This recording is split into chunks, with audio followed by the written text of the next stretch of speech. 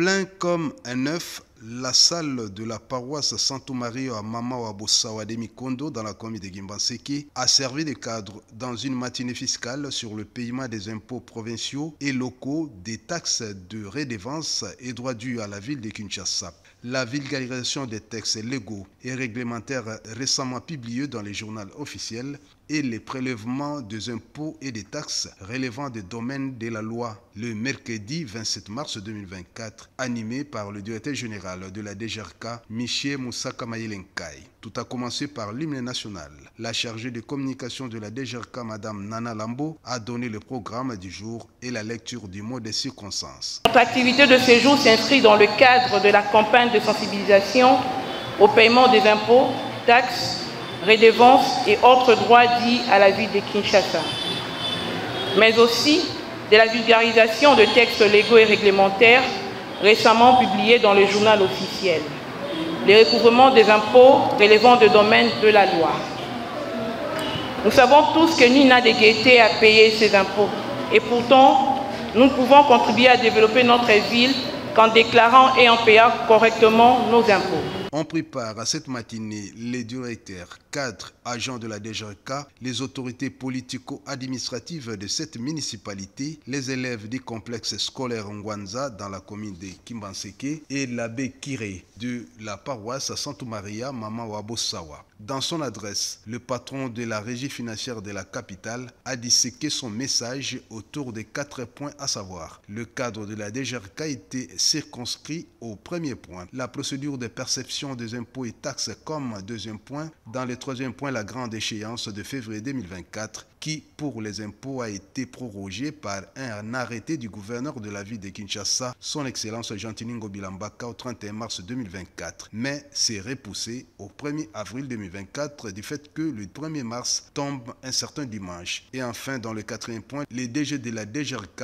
a vulgarisé quelques dispositions de textes qui réglementent la matière imposable dans la ville de Kinshasa. Mais il a beaucoup plus martelé sur l'adhésion massive de la population quinoise à la culture fiscale dans le cadre de la campagne de sensibilisation au civisme fiscal au profit de la population de Tchango. Nous voulons que la population de Tchango soit aussi bien informée. Surtout que vous êtes déjà informé que nous avons autant de parcelles à Tchango, nous avons autant de parcelles à Mikondo, nous avons autant de parcelles et de concessions à Malougou. Nous avons parlé de l'impôt foncier. Et certains parmi nous, ou d'entre nous, sont propriétaires de véhicules. Nous avons parlé de l'impôt sur les véhicules. Il suffit de nous conformer. Et maintenant, pour ce qui concerne l'impôt sur les revenus locatifs. Il y a dans cet impôt ce que nous appelons la retenue sur loyer. La retenue sur loyer, cela dépend. Est-ce que vous payez un loyer mensuel? Est-ce que vous payez un loyer trimestriel? Est-ce que vous payez un loyer semestriel? Ou le cas où vous payez un loyer annuel? Ça dépend du contrat que vous avez à signer ou de la convention, de votre protocole d'accord avec votre bailleur.